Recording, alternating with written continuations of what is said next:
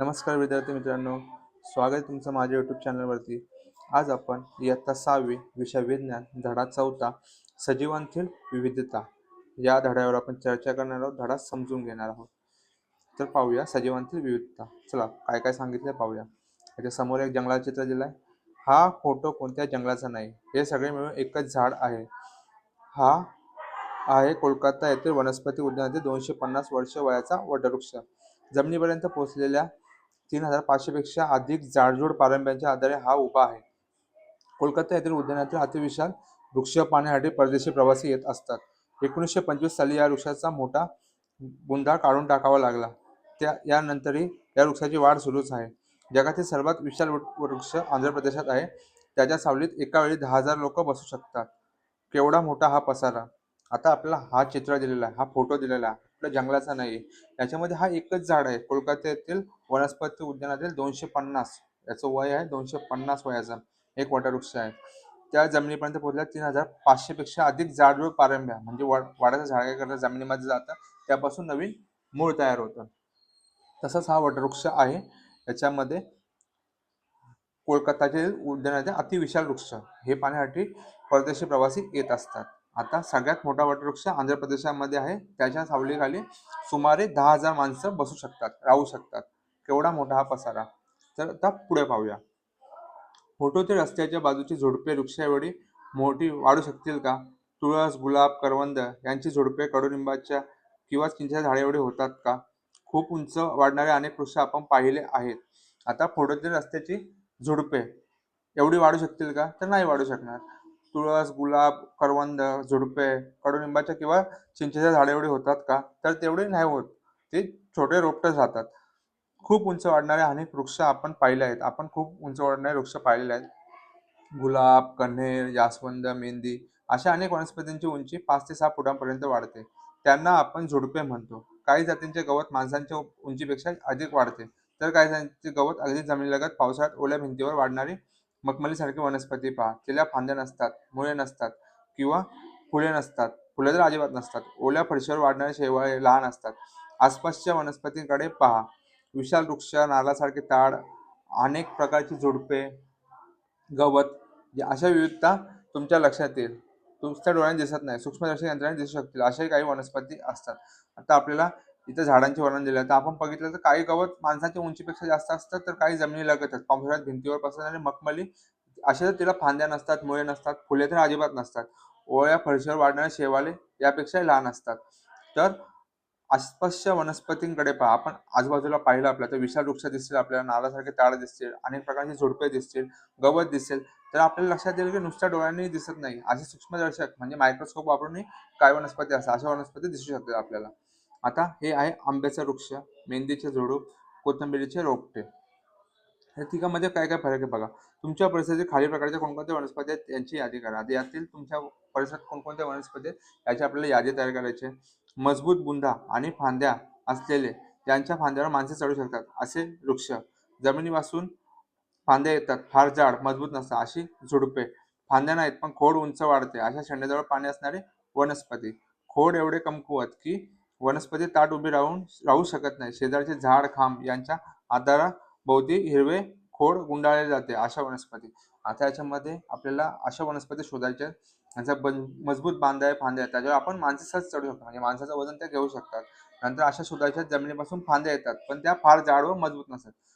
ते अशी झुडपे शोधायचे आहेत. फांद्या नाहीत पण खोड उंच वाढते अशी वनस्पती शोधायची आहेत. खोड एवढे कमकुवत की त्या ताट उभ्या पण राहू शकत नाहीत अशा वनस्पती आपल्याला शोधायच्या आहेत. आधाराला गुंडाळत किंवा स्प्रिंग सारख्या भागाने आधाराला पकडून वर वाढणाऱ्या वेलींना आरोही वनस्पती म्हणतात. आधाराला गुंडाळत किंवा स्प्रिंग सारख्या भागाने आधाराला पकडून वर वाढणाऱ्या वेलींना आपण आरोही वनस्पती असे म्हणतो. वर उंच न वाढता जमिनीवर पसरत जाणारे वेल, हरली यासारखे गवत तुम्ही पाहिले आहे का? अशा वनस्पतींना रांगणाऱ्या वनस्पती म्हणतो. अशा वनस्पती त्या उंच वाढत नाहीत पण त्या जमिनीवरच वाढत जातात. जमिनीचा सहारा घेऊन त्या पुढे जातात. अशा वनस्पतींना आपण रांगणाऱ्या वनस्पती म्हणतो. वनस्पती म्हटले की आपल्याला आठवतात त्यांची मुळे, खोडे, पाने, फुले, फळे. आपल्या आसपासच्या वनस्पतीमध्ये यातील प्रत्येक बाबतीत विविधता दिसते. आता आपल्या आसपासच्या वनस्पतीमध्ये प्रत्येक बाबतीमध्ये आपल्याला विविधता दिसते. वेगवेगळ्या वनस्पतींची पाने निरखून पहा. त्यांना लहान मोठ्यापणा, आकार, कडा कोणकोणते फरक दिसतात. आता या वनस्पती यांचा आपण पानं फुलांना आपण जर निरखून पाहिलं, त्यांचा आकार वेगळा असतो, त्यांची साईज वेगळी असते, मोठेपणा आकार वेगळा असतो, कडा वेगळ्या असतात. तर यात काय फरक असतो? तर काही पानांमधील विविधता. अशी पाने विविध असलेल्या कोणकोणत्या वनस्पती तुमच्या परिसरात आहेत? यापेक्षा आणखी कोणत्या वेगळेपणा असलेली पाने तुम्ही पाहिली आहेत का? पानांची चित्रे काढा. प्रत्येक प्रकारासाठी सुचतील तेवढी नावे लिहा. त्यापैकी मिळतील तेवढी पाने एकत्र करा. प्रत्येक पान वनस्पतीचे ओळखण्याचा प्रयत्न मित्रांच्या गटात करा. मित्रांचा गट करून तुम्हाला खेळायचं की तुम्हाला वनस्पती शोधायचे, विविध पाने आणायचे, त्या पानांचा कुठल्या झाडाचं पान आहे ते ओळखायचं आहे. असं ग्रुप करून तुम्हाला हा एक प्रयोग करायचा आहे मित्रांमध्ये. प्रत्येक पानावर अलगद बोट फिरवून ते गुळगुळीत वाटते की खरखरीत ते ठरवा. लहान मोठेपणा, पानांचा कडकपणा, पानावर दिसणाऱ्या शिरा, पानांचा कडा, देठांची लांबी अशा कोणकोणत्या बाबी वेगळेपणा दिसतो यांची यादी करा. अशा वेगळेपणालाच विविधता म्हणतात. अशा वेगळेपणाला काय म्हणतो आपण? विविधतापणा. म्हणजे काही पान मोठे असतात, काही छोटे असतात, काही कडक असतात, काही इझिली तुटू शकतात. पानांवर शिरा असतात, कडा असतो, त्यांच्या देठांची लांबी कमी जास्त असते. अशा आपल्याला यादी करायची. या वेगळेपणाला आपण काय म्हणतो? विविधता म्हणतो. काही वनस्पतींना कधीच फुले येत नाही. काहींना ठराविक हंगामातच फुले येतात. काहींना बारामाही म्हणजे वर्षभर फुल येते. आता काही वनस्पती त्यांना कधीच फुल येत नाही. काहींना ठराविक हंगामात येतात, ठराविक ऋतूमध्ये येतात. काहींना बारामाही वर्षभर फुल येतात. तर फुलाचे रंग, आकार, पाकळ्यांची संख्या, मांडणी यातही विविधता असते. यांच्यामध्ये फुलाचा आकार, रंग, पाकळ्यांची संख्या, मांडणी यामध्ये विविधता असते. ही विविधता दाखवण्यासाठी वेगळ्या फुलांची चित्रे काढा. हे करण्यासाठी आपल्याला वेगवेगळ्या फुलांची चित्रे काढायची आहेत. प्रत्येक फूल कोणत्या वनस्पतीचे आहे या चित्राखाली लिहा आणि प्रत्येक फूल कोणत्या वनस्पती हे आपल्या चित्राखाली लिहायचं आहे. काही वनस्पतींची फुले सुगंधी असतात. काही वनस्पतींच्या फुलांचा वास नकोसा वाटतो. काही वनस्पतींची फुले सुगंधी असतात. काही फुलांचा आपल्याला वास नकोसा असतो. याच्यामध्ये जास्वंद दिलेला आहे. हे झेंडूचं फुल आहे छोटं.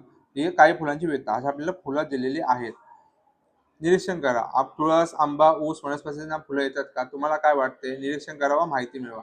आता याच्यामध्ये कोणकोणत्या वनस्पतींना फुलं येतात आणि तुम्हाला काय वाटायचं? निरीक्षण करायचं, माहिती मिळवायची आहे. फुलापासून फळे तयार होतात. फळांमध्ये वनस्पतींचे बीज असते. आंबा, जांभूळ, बोर या फळांच्या आत कितीतरी बिया असतात. संत्री, लिंबू, फणस या फळात अनेक बिया असतात. आकार, रंग, बियांची संख्या, फळांवरील सालीची जाडी अशा अनेक बाबतीत वनस्पतींची खूपच विविधता असते. आता फुलांपासून फळं तयार होतात. फळांमध्ये वनस्पतींचे बीज असते. आंबा, जांभूळ, बोर या फळांच्या आत किती बिया असतात हे आपल्याला सांगायचे. याच्यामध्ये एकच बिया असते. संत्री, लिंबू, फणस या फळामध्ये वनस्पतीच्या अनेक बिया असतात. आकार, रंग, चव, बियांची संख्या, फळावरील सालीची जाडी अशा बाबतीत अशा प्रकारे वनस्पतीमध्ये खूप विविधता आढळते. एकेका फळात 20 ते 25 पेक्षा जास्त बिया असणारी कोणकोणती फळे तुम्हाला माहित आहेत? आता एकेका फळात 20 ते 25 पेक्षा जास्त असणारी कोणकोणती फळे माहिती आहेत तुम्हाला? तर झालं पपई झालं, टरबूज झालं, परत फणस झालं. याच्यामध्ये खूप बिया आहेत. फळ आहे पण त्यात बीज नाही. असे कोणकोणते फळ तुम्हाला माहिती आहे का? असं फळ एखादं त्यामध्ये बीज नाहीये, असं कोणतं फळ आहे का?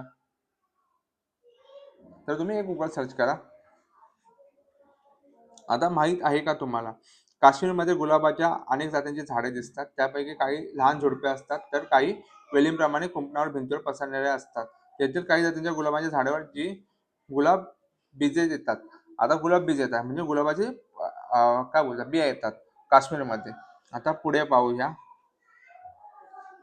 गहू, तांदूळ, मका, ज्वारी, बाजरीचे दाणे वनस्पतींची बीजे असतात. हरभरा, वाटाणा, मोहरी, शेंगदाणे ही सुद्धा बीजेच आहेत. त्यापैकी मिळतील तेवढ्या प्रत्येक प्रकारच्या 3-3 बिया मिळवा. त्यापैकी एकावर हलकासा फटका मारून प्रत्येक बीचे झालेले दोन भाग नीट पहा. 2 समान भाग केलेल्या बिया कोणत्या? वेडेवाकडे तुकडे केलेल्या कोणत्या? प्रत्येक बी दिवसभर पाण्यात ठेवा. त्यावर आवरण काढा. काही बियांमध्ये 2 समान भाग येतात हे लक्षात येतं. तर काही बियांमध्ये अशा बीजांना द्विबीजपत्री बिया म्हणतात. द्विय म्हणजे 2. ज्या बीजामध्ये एक स्वतंत्र भाग एक बीजपत्री असे म्हणतात. आता गहू, मका, ज्वारी, बाजरीचे दाणे यांची बिया घ्यायच्यात आपल्याला. हरभरा, वाटाणा, मोहरी, शेंगदाणे हे सुद्धा बीजच आहेत. त्याच्या जितक्या बिया भेटेल 3-3 बिया मिळवा. त्याच्यावर हलकासा फटका मारा.